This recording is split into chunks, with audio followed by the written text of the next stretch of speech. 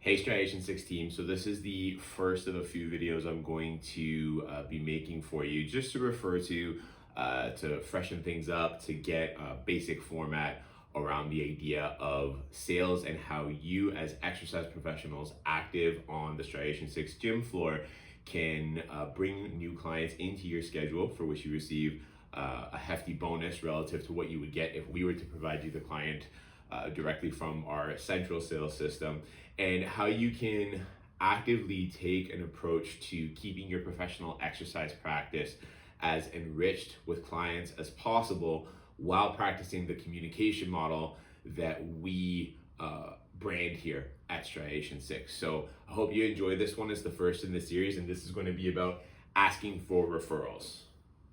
So if you were at the growth group conversations where we started to talk about ways of getting new clients and how we could tactically approach it, the whole idea was that you as exercise professionals, while you're not in a direct sales role, can have value for yourselves and for the company by generating sales in certain ways. And remember, when we're talking about sales, we're talking about mutually beneficial transactions between yourselves and your clients, your current clients, prospective new clients, that help people feel, function, look, and live better through exercise and enrich your life as an exercise professional, both in the professional sense, you're getting more experience with people, doing what you love to do, doing what you've purposefully chosen to do with your life and career, and frankly, making more money because we all have bills to pay. And there were some ways we talked about that we discussed as low-hanging fruit, meaning resources that you can leverage to seek out new clients in as simple and as smooth a way as possible. And the first way we talked about was this idea of asking for referrals. And we broke the tactics down of how to approach this in a way that's most likely to create a mutually beneficial transaction or conversation between you and your clients from whom you're asking for these referrals, and get new referrals into your schedule. So let's get started. I've broken this down into two particular kinds of situations. We've got outbound and inbound situations where we're asking for referrals. Now, to be honest with you, I don't know if outbound and inbound are being used here exactly as they would be intended to based on their meanings in the English language, but based on our lingo, that's what we're going on right now. So outbound situations refer to when you are creating the effort, you're creating the impetus to start this situation where you're going to ask for a referral. Inbound situations refer to situations where the client is just giving you an opportunity, setting the stage, him or herself, to have you ask for a referral. So we'll go over the outbound first, and then we'll go through the inbound. They're very similar. The outbound really sets the stage for the situation. I use that term a lot, don't I? The outbound really sets the stage for the situation. The inbound is just a slight variation. Practicing the outbound will have you more ready for inbound situations when they happen. All right, so in an outbound situation, again, we're pushing the opportunity to the client. We're saying to this person, or we're going to create a situation with this person where we are going to ask for a referral. We're sort of setting the stage, creating the situation in a deliberate way. It's not coming up organically. It's probably a good word to use as it would in an inbound situation. So the first step in creating an outbound referral request, okay, is inquiring about the client's experience with your training. Now, why would we want to do that? Hit pause here, okay, and think for a second. Hit pause here and try to refresh your mind, jog in your memory, maybe take some notes if you're doing this actively. Why would we want to inquire about the client's experience with us so far first?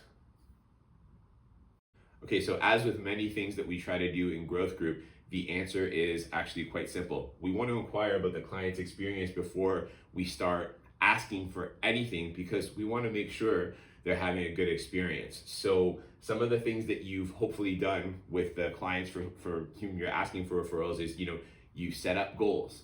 You have specific, clear visions from this client of where they want to take their exercise. And even if it's something more general, I want to create an exercise practice that can be sustained for the rest of my life. Cool. We still want to, it's not losing 10 pounds or rehabbing a specific injury. It's an ongoing lifestyle goal. We still want to make sure the person's enjoying their experience and having a good sense of value. This is really all about value because we're asking the client to showcase the value they're getting, the experiencing from us, and then leveraging it to ask for the referral later on. So you might say something to your client. This is an inquiry. You can say, Mrs. Jones, we're resting between sets, or we're at the end of a session. You could very simply say, or you could make it a very deliberate conversation at the beginning of a session. It's probably the best time to do this. Just before we get going today, or before we continue, I'm just wondering, we've been working together for a while. You've been seeing XYZ results, and I'm getting the sense that you're having a good experience with me. How are you feeling about your experience exercising with me so far?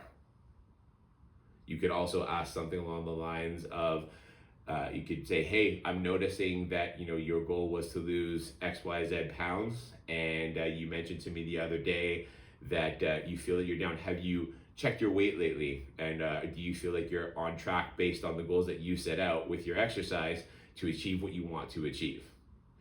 And let the person answer. Let the person answer. So make it an open-ended question, something that refers to how they're feeling, thinking, seeing, viewing their experience so far. One drill you could do is write out a bunch of these potential questions right now. I'm sort of doing it on the fly, and it's tough to do on the fly because I don't have a person in front of me, right? If I don't have a person in front of me, I don't have context. So maybe you could write down a few of your clients with whom you're working right now and ask some context-specific questions, or list some context-specific questions that you could ask them so that you're prepared with these kinds of questions. Okay, now after you've asked this question, a couple of things might happen. Hopefully, the person communicates that they're getting some great value with you as an exercise professional.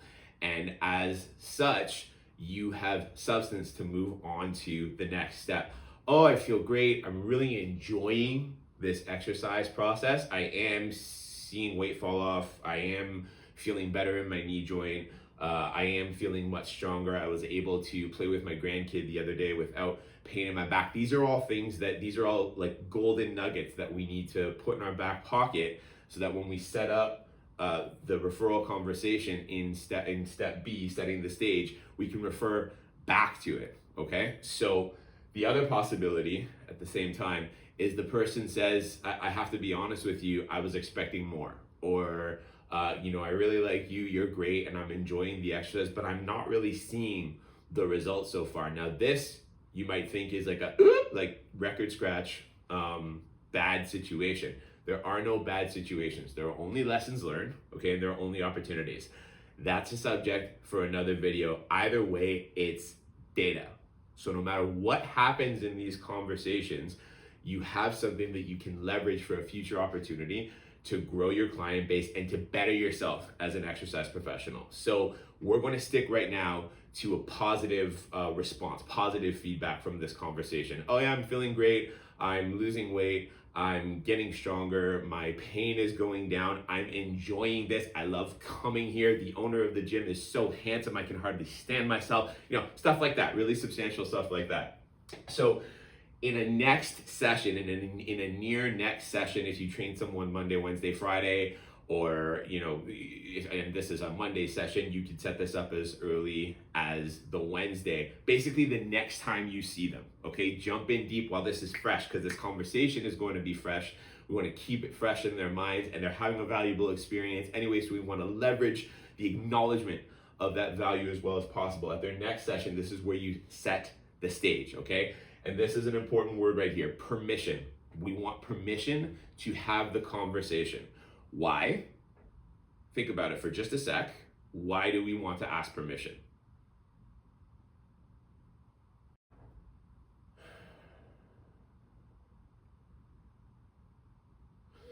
Okay, so the reason that we want to ask permission is just so we have it.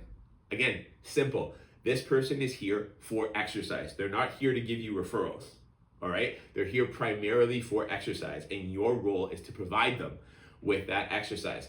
By having a conversation about referrals, we're deviating from the primary purpose here, okay? So we want permission from this person to deviate from the primary purpose. Now, at the beginning of the session, like, hey, Sally, why not, right? Hey, Sally, Nice to see you. Before we get started today, I was just wondering if you were okay to stay for a couple of extra minutes at the end of the session. There's something I'd like to talk to you about. Would that be all right?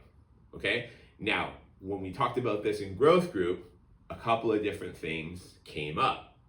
Okay. There was the possibility that someone would say something simple like, yeah, that's fine. Great, set that aside. Or, no, I don't really have any extra time today, but I'd be happy to chat with you. Could we set up a phone call or could we do it at the next session? And your response to the current no is yes and. I completely understand that. Yes, I'd be okay with to do it at the next session. Or yes, I totally understand that. I'll send you a message and we'll set up a phone call. Is that okay? And then again, you get permission to follow up from there. Now, those are relatively simple because you're just setting up a time for the conversation that's not right now. It's impromptu. We don't know what people's schedules are. So things like that can certainly happen. The other possibility, as I think Jessica brought up, is someone might freak out. What do you want to talk about? You know, this, and it is possible. People can be self-conscious. They can be, I don't mean this in a derogatory way, neurotic in situations like this. So we want to be responsive and accommodating of that. So if someone were to say something like, is it anything bad? And you could just say something as simple as, no, it's nothing bad. I just have something that I want to talk to you about that's related to our training, but I don't want to take time away from our training to do that. So would you rather talk about it at the end of the session or would you prefer to do it now? And you're giving them the choice in that instance, okay? And that's the whole thing. So if they say, no, we can talk about it at the end, I just wanted to make sure it was nothing bad, I'm just like that. Or if they say, no, I prefer to talk about it now because they're the kind of person who's going to kind of fixate on it and it's going to distract them from their session, that's okay. Now, this is nothing to feel badly about. You are not imposing anything negative. They can feel, if they're adults, they can feel free to say no. They can feel free to say, I don't have the time. They can feel free to say, I'd rather do it now than later. Either way, you have permission to proceed in that instance. So if they say something like, I prefer to talk about it now, you start talking about it now and you tack a few minutes on to the end of the session to make sure that they have their full time. If they say talk about it later, you talk about it later. And this is where we get to the ask. And when we get to the ask, it's very, very important that you stay yourself as much as possible. Try not to close off, try not to get into robot mode. This is just an extension of your conversation that you would typically have as an exercise professional, just like you'd talk about squats, or just like you'd talk about joint mechanics, or just like you'd talk about exercise sensations. You're just talking about another aspect of your professional practice, because as a professional exercise practitioner, part of your job is getting new clients, because you want to bring your gift to as many people as possible. Okay? So the ask, it has 4 main components. One of the components has 2 subcategories. So we want to thank the person for their time. This is what's called a stroke. And when we get into more formal sales training, you'll talk about that more in depth and how valuable that is. Okay? We want to reiterate the value of what this person has experienced in exercise so far. Okay? Then we want to create an opportunity for them. Opportunities come in 2 basic forms as I view it: scarcity and abundance. Now, scarcity we tend to look at in negative ways, okay, like, oh, scarcity, not good. And abundance we tend to look at in positive ways. These can both be positive things depending on how you frame them, because they're simply opportunities. They're simply opportunities, and we'll get to that as we go through it, okay? And then the last part, make an invitation. Okay, make an invitation. And I'll talk about why I use that specific language when we get to it, okay? So from the beginning, starting with thanks, all right? So our client name is, I think, Sally. So we're gonna start by saying something like, well, that was a great session, Sally, and a great session, Sally, yeah. That was a great session, Sally. And I just wanna thank you for your time today, giving me an extra. I know your time is valuable. I consider my time valuable, so I really appreciate this. Okay, very simple, very simple. And none of these tactics, none of these steps are manipulative. This is part of human communication. You're acknowledging the person's time value, Okay, and you're just thanking them for giving you a little bit more because this is extra to what they've paid for. This is extra to whatever time commitments they have. A lot of our clients are very busy professionals, so this is an important step. Okay, reiterate the value of your exercise. So thanks for making the time for me today, Sally. I know that your time is valuable, as is mine. So I'm going to make this efficient. First of all, I wanted to say I was really struck by what you told me last week. You know how much value you're getting out of this exercise experience. Your knees feeling better. You're losing weight. Just repeat what they said in your inquire about the client's experience step. Okay, have those golden nuggets in your back pocket and just repeat it back to them. All right. So whether it's a joint feeling better, weight loss, strength, and experience that they've had, reiterate this to them. Okay. Then we want to present an opportunity. And like I said, there's two ways to do this. Okay. Scarcity and abundance. Okay. So what we're talking about is getting more clients into our schedule. If you wanted to frame that in terms of scarcity, you could say something like, I have 2 or 3 hours left in my schedule every week, and I'd really like to help a couple more people with exercise. Scarcity, I only have 2 or 3 hours left in my week, all right? Now, one positive to framing this in terms of scarcity is it might create some urgency in the person to whom you're asking for the referral. So if they do have someone who they think might be a good fit for your schedule, and you say, I only have 2 or 3 hours left, it might, light a match under their butts to go talk to that person like today, right? Depending on the situation and having your situational awareness turned up to 10, you could take the abundance approach instead. You could frame it as something like, rather than saying I only have 2 or 3 hours left, you could say, I've opened up some new time in my schedule and I'm welcoming new clients in. All right. So rather than there's only so much of me left to go around, you could say there's more of me to go around. I want more people. This is great. I'm expanding my practice. I'm going from part-time to full-time. And the main thing that should govern what you use here, I was sort of talking about client outcomes and how the client might see it.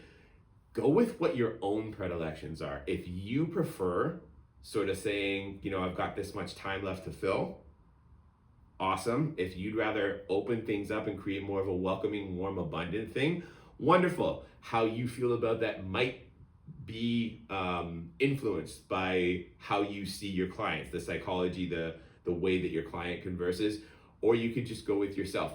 Try both ways. My recommendation would be to try both ways based on your own predilections and see what works better, okay? Then finally, you're gonna make an invitation. And this question mark thing is really important because when you make an invitation, you want to actually ask a question. And this is something that came up in growth group. We were drilling this and openly I was putting people on the spot saying, give this a try. And what was happening is there was a lot of statements coming out. There were less questions coming out than statements. We want to ask a question to receive an answer rather than make a statement, which tends to end a conversation or force the client to restart the conversation. Questions keep the conversation going. So it could say something like, do you have any friends, family, or colleagues whom you think might benefit from the kind of exercise that we're doing? Just let them answer. Simple. Just let them answer. Okay?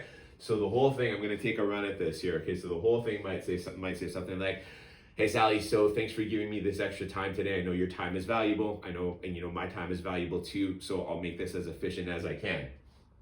I just wanted to say I was struck by the positive feedback you gave me at our last session. Your knees feeling better, your back's feeling better. You were able to play with your grandson on the floor when you visited your daughter last weekend, and that's so nice to hear. I actually have like 2 or 3 hours left in my schedule that I'm really looking to fill. I love what I do, and I want to fill this last little bit of time with clients who really value exercise and whom I can help as best I can. Do you have any friends, family, colleagues, loved ones, relatives that you think might benefit also from this kind of exercise that you'd be willing to set my way? That took maybe 30 seconds, okay? It's simple. You put this neat little package together, you set it up properly, you make the ask, and you see what they say. It's as easy as that, all right? Now we're gonna talk about the inbound situation.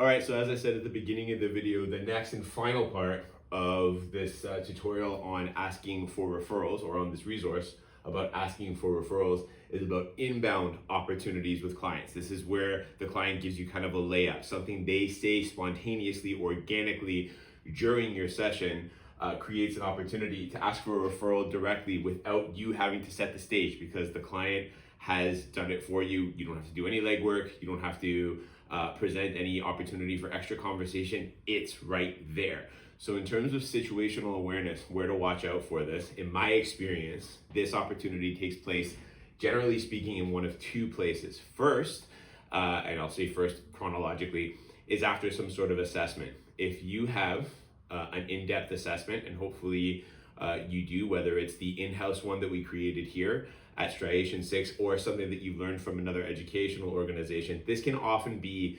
a huge value to a lot of clients. People coming into the exercise world who are either new to the exercise world or who are used to the paint by numbers kind of exercise that we find in a lot of other places in the exercise industry, aren't used to the in-depth analyses of range of motion, of movement, the kinds of questions that we would ask as good exercise professionals. So it's my experience that at the end of these assessments, people will often convey that they've had a very positive experience. This is one situation where you can ask for a referral right away.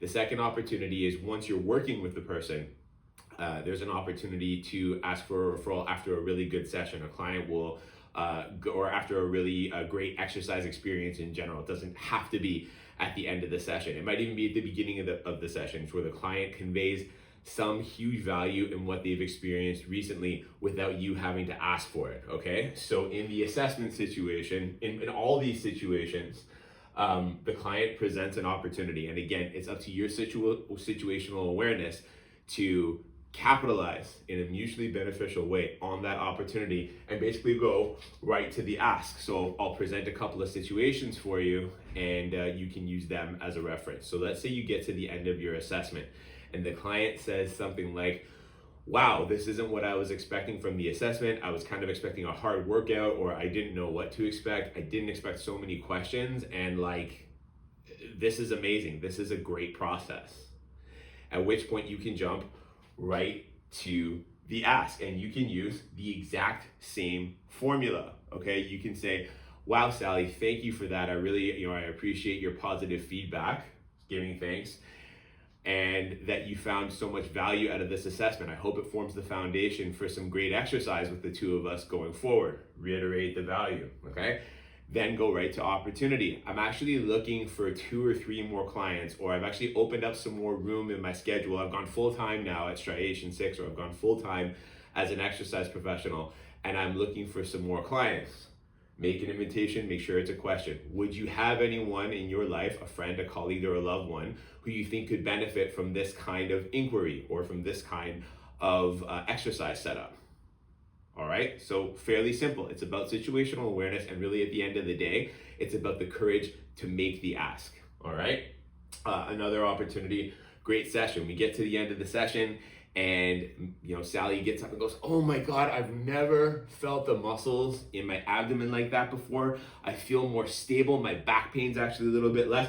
This is amazing. I don't know how you do this, but this is amazing. And we've all experienced things like this because we're great exercise professionals. That's a given. It's up to us to capitalize on it. So at that point, you could say, thanks. Wow, Sally, that's some excellent feedback. I really appreciate hearing that from you. It kind of makes my day. I'm so glad to hear that you had such a great experience and that your back pain has gone away. I can't promise it'll stay that way, but at least for the time being, that's pretty fantastic. I'm actually looking for a few more people in my schedule, or I've got about 2 open hours left in my schedule. I'm looking for 1 more person to fill that little bit of a void. Would you happen to have any friends, family, or colleagues who you think could benefit from this type of exercise? It's very simple. So really, this is a question of on-the-spot courage and situational awareness. And in these situations, some of us who have a bit more trouble drumming up the courage to ask, or just getting out of the session mindset. I mean, that's, sometimes you can be too good of an exercise professional from the technical side, in that the client gives you a layup like this, you're looking for more clients and you're so into the session, you go, yeah, thanks, and you move on. And if that happens, that's okay, right? And try to do what you can, and we'll talk about this in future growth groups, to increase your situational awareness so that you can leverage these opportunities to help more people, to build your business, to increase your overall experience as an exercise professional. These are all really good things. And again, just to reiterate, at the risk of sounding redundant, inbound versus outbound is just a matter of being aware of what's going on and taking the 15 seconds that it takes to give thanks, reiterate the value, present an opportunity, and make an invitation in the form of a question to compel the client to answer.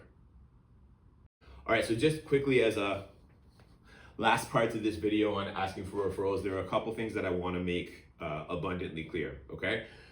First of all, I may make this seem easy.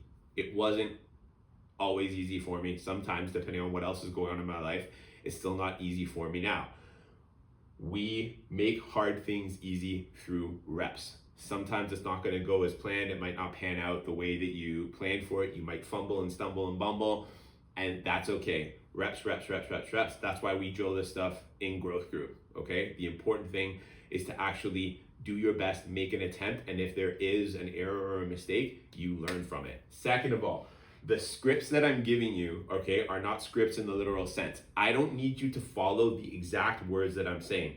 If words like gratitude or wow or specific phrases that I'm using don't resonate with you, don't use them, because the number one way that this is gonna go down the poop hole is if you sound disingenuous. You have to use language that resonates with you. Use phrasing, use syntax, use sentence structures, use slang that sounds authentic to you.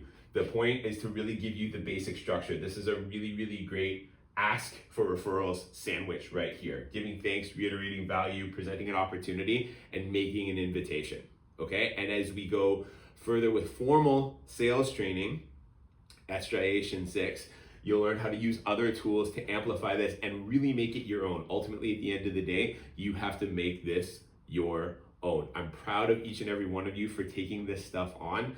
It's difficult for people who are technically minded to do, or it can be difficult for people who are technically minded to do. The goal here is to give you a technical, means-based approach to asking for these referrals to help us build our collective business and each of our individual businesses. Remember, we're all responsible for at least one new lead per month. I hope this resource has been helpful in getting you to ask for referrals. Peace.